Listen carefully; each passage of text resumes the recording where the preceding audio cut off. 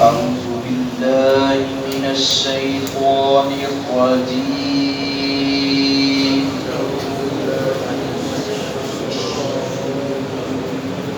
بسم الله الرحمن الرحيم.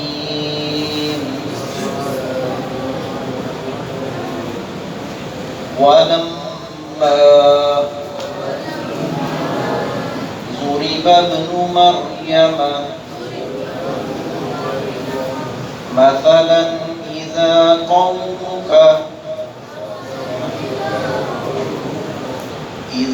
قومك منه يصدون وقالوا أآلهتنا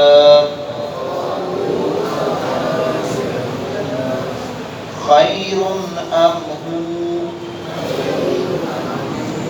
ما ضربوه لك إلا جدلا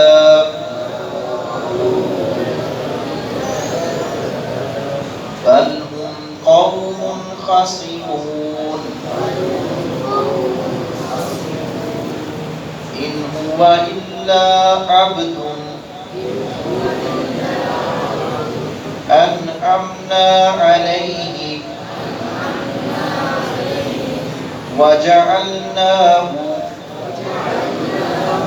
مثلا لبني إسرائيل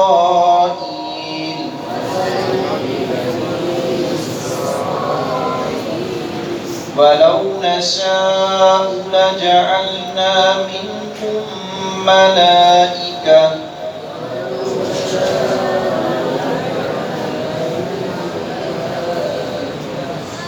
في الأرض يخلفون. اللہ رب العزت نے حضرت عیسیٰ ابن مریم کا تذکرہ کیا ہے یہاں، اور یہ مثال دی ہے مشرکین مکہ کو.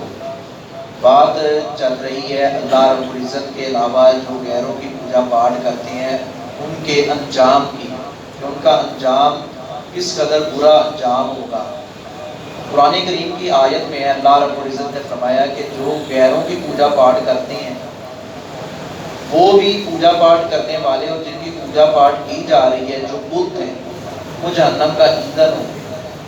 اب چلانے لگے مشرکین مکہ کو، یہ بات کہنے لگے تو جی ہمارے پاس دلیل آ گئی ہے.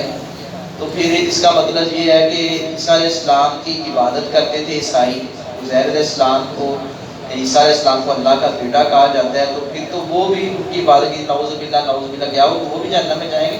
پھر اللہ رب العزت نے تخصیص کر دی، فرمایا نہیں، وہ تو اللہ کے بندے ہیں. عیسیٰ علیہ السلام تو اللہ کے بندے ہیں، وہ اللہ کی ایک نشانی ہے. اللہ نے ان کو باپ کے بغیر پیدا کیا ہے، یہ اللہ رب العزت کی قدرت ہے. عیسیٰ علیہ السلام یا عیسیٰ علیہ السلام کی طرح دیگر انبیاء کرام یا صلحاء جن کی عبادت کی جاتی ہے وہ تو اس نظریے کے خلاف ہیں. یہ تو ہم لوگوں نے ڈھونگ رچایا ہے کہ ہم اللہ کو چھوڑ کر غیروں کے آگے جھکتے ہیں، غیروں سے کے نام کی نظروں میں آ دیتے ہیں. اس میں وہ انبیاء، اولیاء، صلحاء، شہداء، اتقیاء وہ جہنم میں نہیں جائیں گے، جہنم کا ایندھن ہوں گے وہ بت. البتہ جو انبیاء، اولیاء، صلحاء، شہداء کی عبادت کرنے والے ہیں اور ان کو معبود سمجھتے ہیں، معبود تو وہ نہیں ہے لیکن عبادت کرنے والے خود جہنم کا ایندھن بن جائیں گے.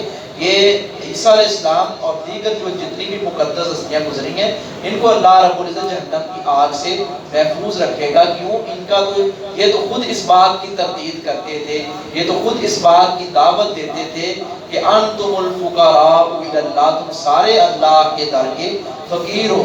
تو اس طرح انہوں نے چلائے مشرکین مکہ. تو اللہ رب العزت نے فرمایا کہ ان کا کام جو ہے وہ کوئی سبق حاصل کرنا نہیں ہے. یہ اتنی لمبی چوڑی بحث الجا لینا صرف یہ ہے کہ ہم نے محمد صلی اللہ علیہ وسلم کو بس لاجواب کرنا ہے.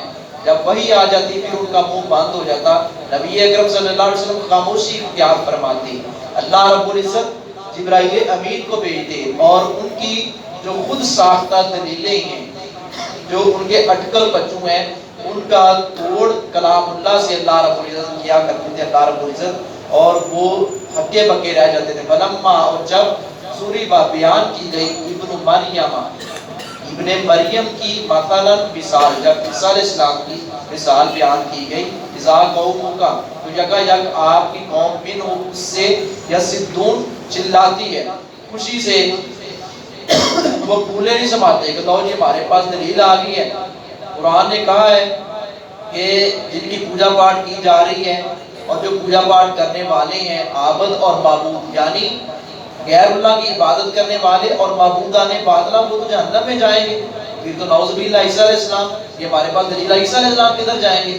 پھر ہمارے معبود بہتر ہیں. اگر عیسیٰ علیہ السلام جو ہے ان کی بات کی جائے کہ وہ نہیں جائیں گے تو پھر ہمارے بھی نہیں جائیں گے. یہ انہوں نے ایسے موازنہ اور تقابل کرنا چاہا تو اللہ رب العزت نے فرمایا نہیں، تم جن کی پوجا پاٹ کرتے ہو یہ بت جہنم میں جائیں گے، اور اللہ کے محبوب نبی اور برگزیدہ پیغمبر جو دعوت توحید دیتے رہے اللہ ان کو محفوظ رکھے گا. وقال، اور انہوں نے کہا آلہتنا، کیا ہمارے معبود خیر بہتر ہیں، ہو، یا وہ عیسیٰ علیہ السلام بہتر ہیں، یا ہمارے معبود بہتر ہیں. عیسائی عیسیٰ علیہ السلام کی عبادت کرتے تھے، عیسیٰ علیہ السلام کو اللہ کا جز اور اللہ رب العزت کا حصہ قرار دیتے تھے، اللہ کا بیٹا قرار دیتے تھے. کہتے ہیں کہ وہ معبود عیسیٰ علیہ السلام کو بھی معبود لوگ مانتے ہیں کہ ہمارے معبود بھی ہیں، وہ معبود عیسیٰ علیہ السلام بہتر ہیں یا ہمارے معبود بہتر ہیں. اس طرح تقابل انہوں نے کرنا چاہا. ما ضربوہ، نہیں انہوں نے بیان کی لکا آپ کے لیے، الا جدلا، مگر جھگڑنے کے لیے. یہ مثال جو انہوں نے بیان کی ہے نا، اپنی طرف سے ایک دلیل لے کر آئے ہیں مشرکین مکہ عیسیٰ علیہ السلام کی، تو یہ اللہ رب العزت نے فرمایا صرف انہوں نے یہ مثال بیان کیا جھگڑنے کے لیے، بحث الجھانے کے لیے، بحث کے اوپر بحث، کوئی سمجھنا ان کا یعنی کہ مطلب نہیں تھا. بلکہ وہ قوم قاسمون، لوگ ہیں جھگڑالو، وہ قوم ہی جھگڑالو ہے، ان کا کام ہی لڑنا ہے، ان کا کام ہی فتنے ڈالنے ہیں، وہ ہیں بڑے باز لوگ. ان ہوا نہیں ہے وہ الا عبد، مگر ایک ایسا بندہ. عیسیٰ علیہ السلام کون ہے؟ اب اللہ رب العزت فرما رہے ہیں وہ معبود نہیں ہے، وہ اللہ کے بیٹے نہیں، وہ کیا ہے؟ ایک بندہ ہے، ایک ایسا بندہ ان امنا، کہ ہم نے انعام کیا علیہ اس پر، وجعلناہ، اور ہم نے بنایا اس کو مثلا ایک نمونہ، ایک مثال، بنی اسرائیل، بنی اسرائیل کے لیے کہ ان کی اطاعت کرو، ان کی اطاعت کرو گے تو اللہ تمہیں کامیابی و کامرانی سے نوازے گا.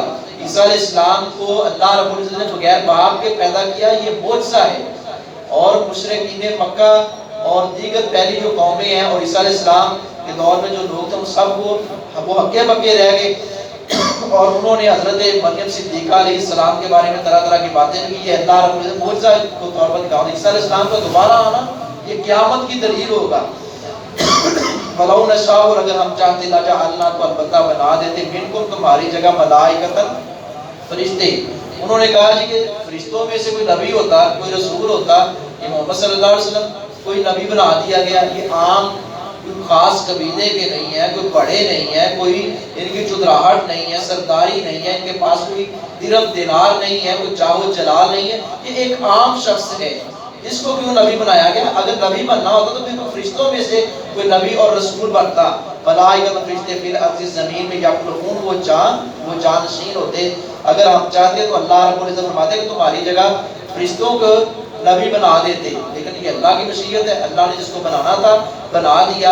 فرشتوں کی جو ڈیوٹیاں لگائی ہیں وہ اللہ رب العزت نے اپنے حساب سے لگائی ہیں، اللہ بہتر جانتا ہے. اللہ ان کو بھی بنا سکتا تھا، لیکن اللہ کو کوئی زور لگانے والا اللہ پر نہیں ہے، اللہ پر کوئی جبر کرنے والا نہیں ہے. اللہ جبار خود ہے اور اللہ کے نیچے سارے ہیں، سارے اس کے محکوم بندے ہیں، حاکم صرف وہی ذات ہے. اللہ عمل کی توفیق